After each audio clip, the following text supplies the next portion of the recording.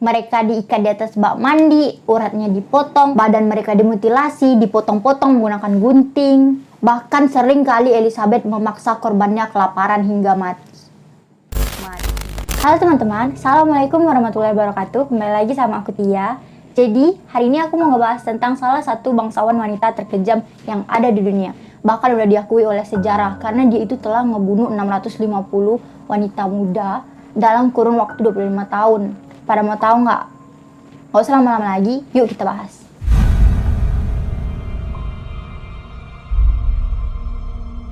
Jadi Elizabeth Bathory adalah seorang bangsawan di Hungaria dari keluarga Bathory.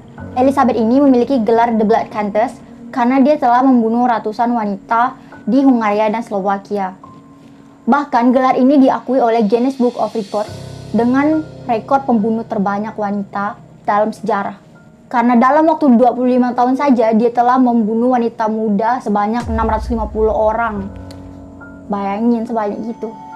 Elizabeth ini lahir pada 7 Agustus 1560 dari kedua orang tuanya yaitu George Bathory dan Anna Bathory.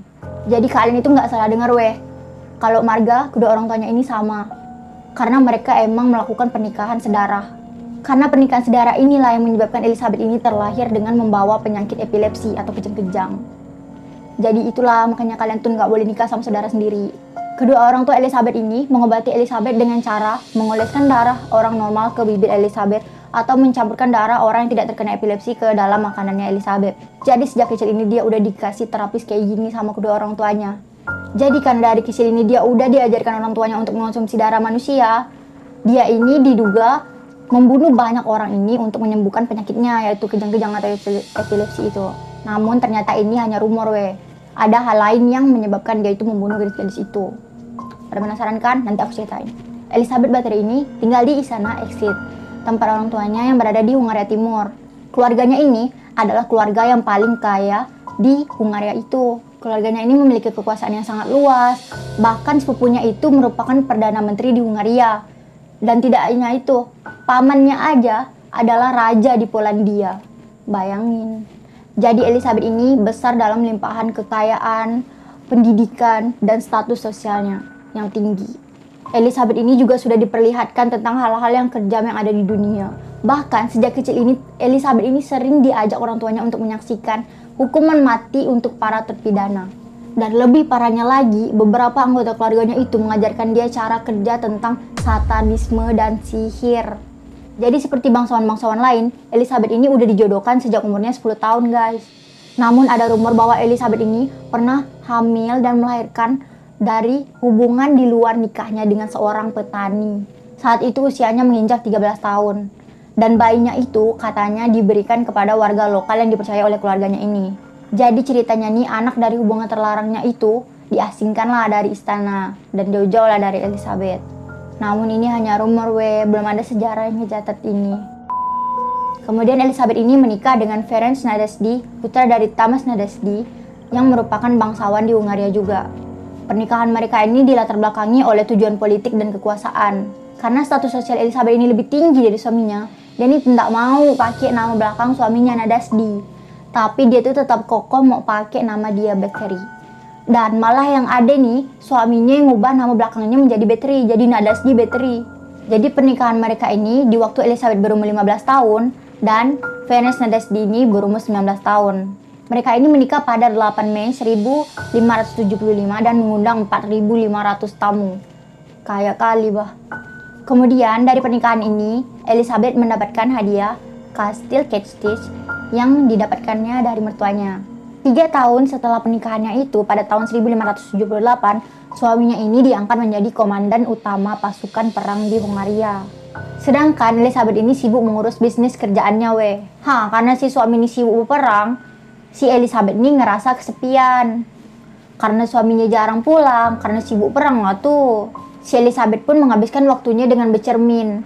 Namun lama-lama kelakuan dia ini makin aneh. Sering ngomong sendiri di depan cermin dan mengagumi kecantikannya sendiri. Wah, cantiknya aku nih. Karena kesepian itu pula, jadinya Elizabeth ini banyak memiliki kekasih gelap. Elizabeth ini juga pernah ketahuan selingkuh sama suaminya. Tapi suaminya ini tetap memaafkannya. Baiknya. Karena ketahuan selingkuh nih, Kalian pikir Elizabeth jerak? Tidak.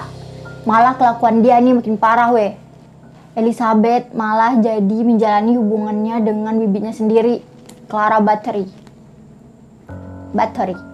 Jadi Elizabeth ini mengidap biseksual atau lesbi.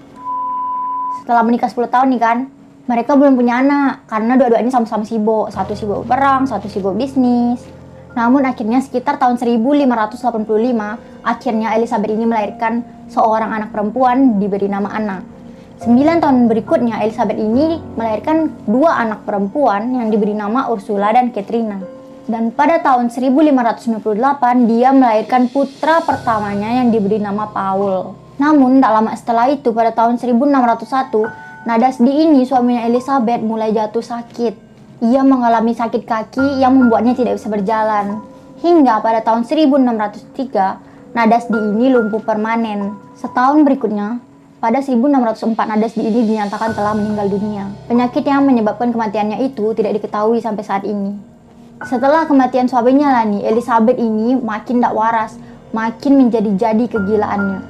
Apalagi sadisnya. Mulai dari sinilah kekejamannya dimulai. Yuk kita bahas sama-sama.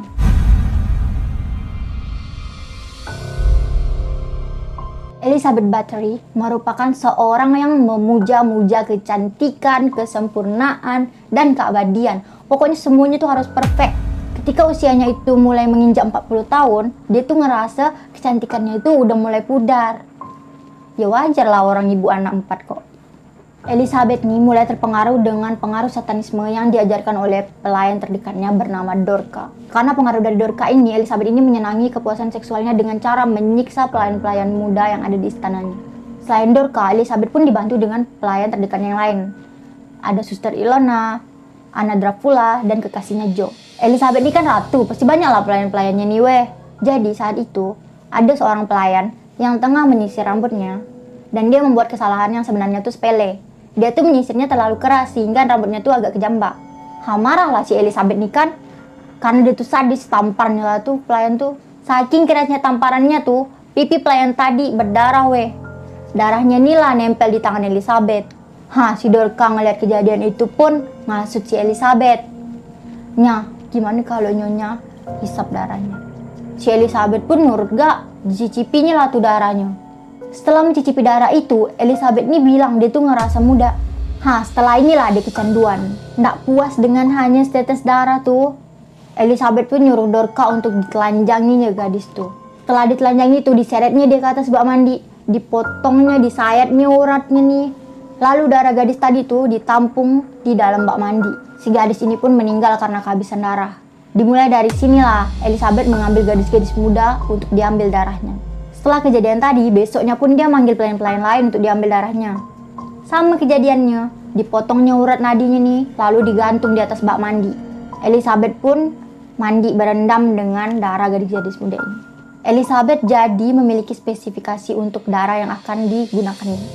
Dia hanya memilih untuk darah gadis-gadis perawan. Karena dia percaya darah gadis perawan ini yang akan membuatnya awet muda. Elizabeth ini terus membunuh pelayan-pelayan yang ada di kastilnya. Sehingga pelayan di kastilnya ini makin sedikit, makin berkurang lah dia. Dia pun berpikir gimana caranya biar dia bisa dapat darah gadis muda lagi. Dia dapat ide. Dia ngebuka lowongan kerja fiktif untuk pelayan di kastilnya dengan bayaran yang tinggi. Tertarik kan orang-orang bawah kan, daftarlah dia ke kastil tuh. Ratusan gadis-gadis malang ini pun berbondong-bondong untuk mendaftarkan diri menjadi pelayan di kastilnya. Karena tergiur dengan upahnya yang tinggi. Namun nasib mereka semua yang mendaftar itu sama. Mereka diikat di atas bak mandi, uratnya dipotong, kemudian darahnya itulah dipakai untuk mandi. Bahkan saat berendam nih, Elizabeth memandang korban-korbannya dengan santuy yang lagi sekarat untuk mendapatkan apa yang disebutnya dengan inner beauty itu. Sesekali Elizabeth sambil meminum darah yang ada di bak mandi itu. Bayangkan, berapa banyak gadis harus memenuhkan satu bak mandi itu bahkan untuk minuman dia sehari-hari. Itu dilakukannya setiap hari. Dan dipintar weh. Biar ndak terlihat mencurigakan, diadakannya lah prosesi pemakaman yang layak untuk para korban yang meninggal tuh. Tapi makin lama nih pendeta yang memakamkan gadis-gadis itu pun curiga. Kok yang aku makamkan nih bertambah tiap hari, tak habis-habis? Masa pelayan mati tiap hari? Pendeta itu pun menolak ketika Elizabeth menyuruhnya untuk melakukan prosesi pemakaman lagi. Kemudian Elizabeth ini mengancam agar dia tetap menutup mulut atas kejadian yang dilakukan Elizabeth ini. Setelah kejadian ini, mayat korban-korbannya ini dibuang asal-asal aja, tidak pakai prosesi. Dibuang di sungai, di hutan, di kebun, belakang kastil, di mana-mana lah. Demi mendapatkan darah yang berkualitas, Elizabeth pun membunuh gadis-gadis bangsawan yang lebih rendah darinya untuk mendapatkan darah yang berkualitas. Bahkan Elizabeth ini memerintahkan untuk menculik para korbannya. Memerintahkan pelayan-pelayan terdekatnya yang tadi, kayak Dorcas, si Jo, Anna. Ternyata kenekatannya ini menjadi bumerang untuknya. Hilangnya para putri bangsawan ini menyita perhatian para keluarga kerajaan. Dah ada nih satu gadis bangsawan yang berhasil kabur dari Elizabeth. Langsunglah dilaporkannya ke pihak berwenang. Setelah laporannya sampai, pada 1610 Raja Matthias ini mengutus Georgi Turjo, itu adalah sepupu Elizabeth sendiri, untuk menyelidiki kasus yang dialami Elizabeth ini. Ketika mereka sampai di kastil, mereka terkejut dengan pemandangan yang mereka jumpai di istana Kestis ini. Istananya Elizabeth. Mereka menemukan mayat gadis-gadis muda yang bergelimpangan di setiap sudut-sudut kastil. Ada pula yang tergeletak di atas meja makan. Ada pula yang ada di kolong meja. Semuanya tuh kehabisan darah. Pokoknya di setiap sudut istana ditemukan mayat gadis-gadis korbannya Elizabeth. Ada pula ditemukan mayat gadis yang digantung di tiang dengan nadi yang disayat dan darahnya masih menetes. Ada juga mayat yang tubuhnya terdapat luka tusukan benda tajam. Dan ditemukannya pula gadis-gadis yang terkurung di dalam sel yang menunggu giliran mereka untuk dieksekusi. Kemudian di dalam basement ditemukannya lebih dari 50 mayat yang mayatnya itu udah mulai membusuk. Banyak kan bukti-buktinya? Akhirnya persidangannya dimulai.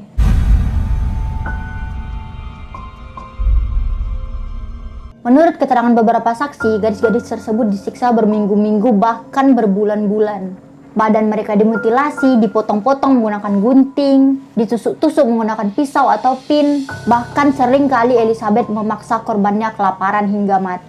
Dan mayat-mayat gadis tersebut digantung di langit-langit untuk membuat pancuran darah. Aik mancur, kata dia. Bahkan Elizabeth juga diduga telah melakukan kanibalisme. Tahu nggak kanibalisme? Makan orang, macam Sumanto. Penyelidikan yang dilakukan oleh Turzo ini pun akhirnya membuahkan hasil.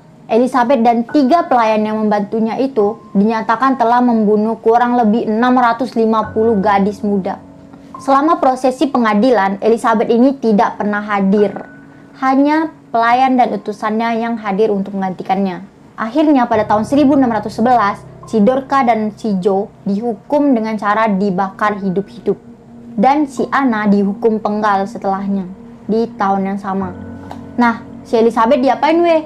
Karena status bangsawannya, Elizabeth ini tidak diizinkan untuk dihukum mati.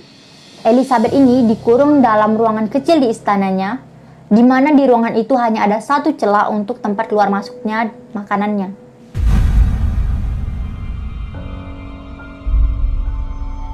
Pada malam tanggal 20 Agustus 1614, Elizabeth mengeluh kepada pelayan yang menjaga ruangannya bahwa dia ini merasa kedinginan. Namun pelayan ini hanya mendiamkan si Elizabeth. Keesokan harinya, Elizabeth ditemukan tewas tertelungkup di selnya pada 21 Agustus 1614. Elizabeth meninggal dunia di usianya yang ke-54 tahun.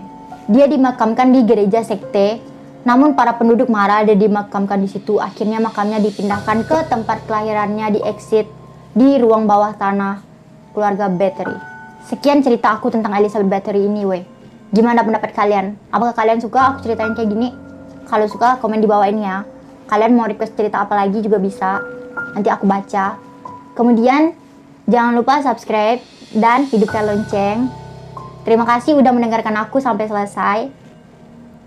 Bye.